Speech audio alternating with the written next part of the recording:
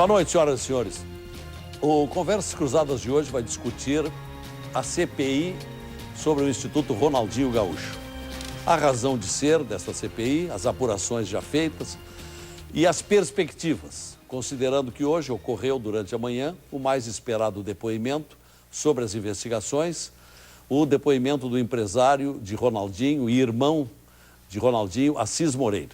Como resultado mais saliente, aconteceu a hipótese de decretação do fim desta comissão. Foi o que sustentaram, por exemplo, os vereadores Luiz Braz, do PSDB, DJ Cassiá, do PTB e o professor Garcia, do PMDB. Após a fala do empresário e ex-jogador Assis, Luiz Braz disse entender que a CPI perdeu seu objeto a partir dos esclarecimentos feitos por Assis e pelo fato de o Instituto ter feito depósitos judiciais, o que cobriria qualquer e eventual prejuízo ao município. O irmão de Ronaldinho Gaúcho sustentou durante o depoimento que a prefeitura não teria ou não terá prejuízos, confirmando que o Instituto já fez 2 depósitos judiciais referentes aos valores que o município cobra, caso o processo seja julgado de forma desfavorável ao Instituto. Os valores quitariam a dívida que a prefeitura sustenta existir. Na primeira ação, segundo o empresário, foram depositados R$ 159.238 e na segunda ação, que busca a declaração de que as contas que haviam sido aprovadas e agora cobradas pela prefeitura estariam depositados no montante de R$ 195.663. DJ Cassiá, do PTB, reforçou a ideia de que o depósito acaba com as questões levantadas, a menos que seja uma comissão política. Chegou a afirmar que a CPI acabaria hoje.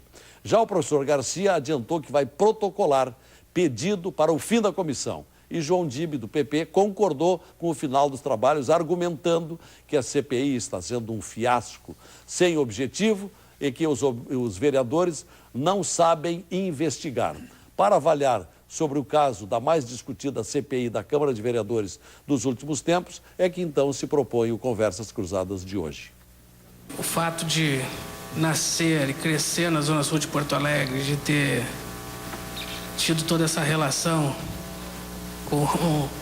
com aquele local, me fizeram acreditar que ali seria o marco inicial de um projeto social que poderia até ser um marco, ser um projeto para o mundo todo.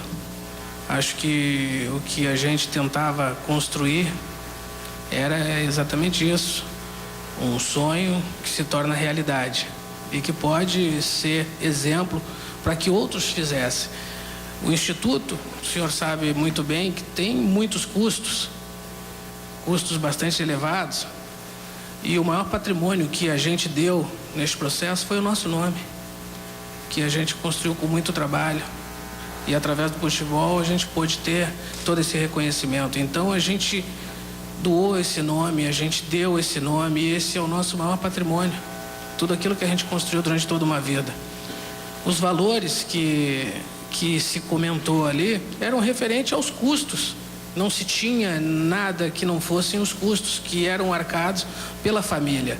E que, na verdade, nós tínhamos um único projeto, que era o projeto junto com a Prefeitura de Porto Alegre, somente atendendo as crianças do município. Este projeto atendia a quase 700 crianças diariamente do município de Porto Alegre. Então, o que nós queríamos, na verdade, era que o município de Porto Alegre assumisse esses custos, que o município de Porto Alegre fizesse uma reparação e que a família pudesse continuar com aquilo que se predispôs desde o princípio. Colocou um local com condições aonde se iniciou o projeto. Em nenhum momento tentou se prejudicar nosso município. A gente depositou para discutir em juízo exatamente a procedência das dúvidas.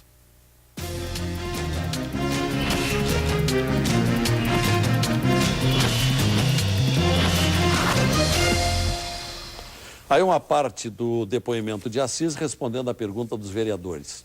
Convidamos para este tema o vereador do PT, presidente da CPI, Mauro Pinheiro, o vereador do PSDB, Luiz Braz, o vereador do PT, Carlos Todeschini, e o vereador do PMDB, professor Garcia. Carlos Todeschini, do PT. Boa noite, Lazier. Boa noite, os vereadores Luiz Braz e professor Garcia, vereador meu colega Mauro Pinheiro, em especial a todos os telespectadores aqui da TV Com. Eu tenho uma convicção de que a CPI não só cumpriu e está cumprindo um papel, como já apresentou grandes resultados. Antes de se levantar questionamentos, por exemplo, existia uma postura da municipalidade, né, que estava dando por concluída a fase de contas apresentadas pelo acompanhamento do grupo de trabalho número 1, primeiro grupo de trabalho.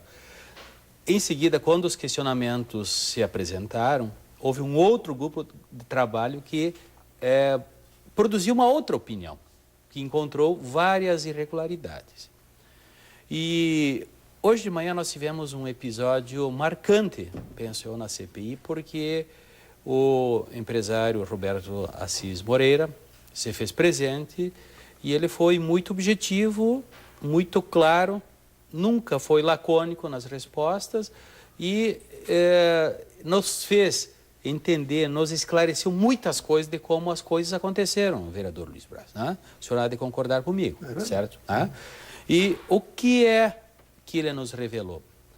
Que a família Assis Moreira tinha um sonho, conforme ele apresentou ali na inicial, que tinha um objetivo, que quis ajudar as crianças, os adolescentes, e como não tinha expertise, como não tinha conhecimento na área, procurou a prefeitura e propôs uma parceria, onde ela bancou em capital e estrutura 8 milhões de reais e a prefeitura cabia entrar com o conhecimento, com o domínio da área, da técnica, da relação educacional e o trabalho com as crianças. Por isso o envolvimento do convênio, a SMED e as demais secretarias, governança, fazenda e demais secretarias do município. Pois bem, o que é significativo na afirmação do empresário Assis? É de que toda a orientação dada pela prefeitura foi acolhida na prestação de contas. E os problemas hoje denunciados pela prefeitura de irregularidades foram opiniões, foram orientações dadas pelo próprio executivo, pela Secretaria de Governança em especial, né? E que resultou hoje no questionamento, resultou em dúvidas, resultou no depósito judicial de um valor que está sendo questionado, mas que não dá para chamar isso de atrapalhada, não. É um modus operandi que vem se repetindo dentro da administração. Aqui não é o primeiro caso. Nós já conversamos particularmente sobre isso em outras ocasiões, Lazier, né? Então você vê o seguinte, nós tivemos esse problema do rompimento do convênio, foi muito ruim, deixou as crianças, né, sem perspectiva, que era um grande sonho, mas, sobretudo, os problemas identificados, no meu entendimento, em especial a partir das afirmações de hoje de manhã, pelos esclarecimentos trazidos à baila pelo empresário Assis, são de responsabilidade principal da Prefeitura Municipal de Porto Alegre. Por quê? Porque ela teve o tempo, ela acompanhou diuturnamente o projeto e ela permitiu, inclusive não só permitiu, como orientou para a terceirização dos serviços, onde resultaram os principais problemas. Com o Instituto Nacional América, com a Fundação Simão Bolívar, com o Colégio de Direito e com a Cooperativa de São Leopoldo. Né? Então, se tivesse que alguém ter de indenizar, esses terceirizados não teriam esse compromisso? Vamos já projetar que tenha havido prejuízo para o município. Quem deve indenizar a prefeitura? O Instituto ou esses terceirizados que não cumpriram as obrigações? Olha, era proibida a terceirização pelo termo de convênio, né? E proibido. O Assis revelou hoje o seguinte, olha, quem disse para fazer assim, quem disse para contratar e orientar o negócio? Indicou e licitou, inclusive, né? A prefeitura, o que não pode, né? Indicar serviço terceirizado. Isso aconteceu. E aí que estão os principais furos. E você vê o seguinte, se não tivesse tido a iniciativa da CPI, não se teria chegado aqui aos problemas da Fundação Simão Bolívar, que só vieram à baila por causa da CPI e que tem todos os seus dirigentes né, alguns presos e outros, né, que estão condenados a devolver um valor de 11 milhões e meio à Universidade Federal de Pelotas. E aqui nós estamos em mãos com o termo de contrato, porque aqui não foi convênio, foi um contrato com a Simão Bolívar, cuja única relação tinha com o Instituto Ronaldinho Gaúcho é de ocupar as dependências dela. Mas ela não teve nenhuma relação direta. Para fazer o quê? Para fazer um plano pedagógico para o projeto. No entanto, esse plano pedagógico até hoje não apareceu. E foram gastos com esse objeto 651 mil reais. Mais o aditivo. Mais aditivo. 707 mil reais. Então chega a 707 mil reais. Então, esse elemento era uma parte que não estava pública, que não existia no mundo, não estava nos autos. E veio à baila a partir, né, do debate e a partir das informações que nós recebemos. E a verba depositada pela família Moreira é de apenas 355 mil. Sim, é referente às outras partes. Ela não trata, até porque... Nem desse contrato, nem tem algumas partes de eventuais prejuízos que estão descobertos. Exatamente. Por isso que essa proposta de concluir, de arquivar, de dar por encerrado os trabalhos da CPI, ela não só é um embuste, como é um equívoco e antirregimental. Ela não tem sequer o direito de ser apresentada porque o regimento já garante, né, o cumprimento do prazo, que são de 120 dias, prorrogáveis por mais 60. Né? Agora, deixa eu aproveitar a sua neutralidade, no caso, e fazer duas perguntinhas. E quanto à situação do Simão Bolívar e do Instituto América? Acontece o seguinte, é que essa situação, por exemplo, do Simão Bolívar, ela foi colocada hoje lá, mas não em termos de números.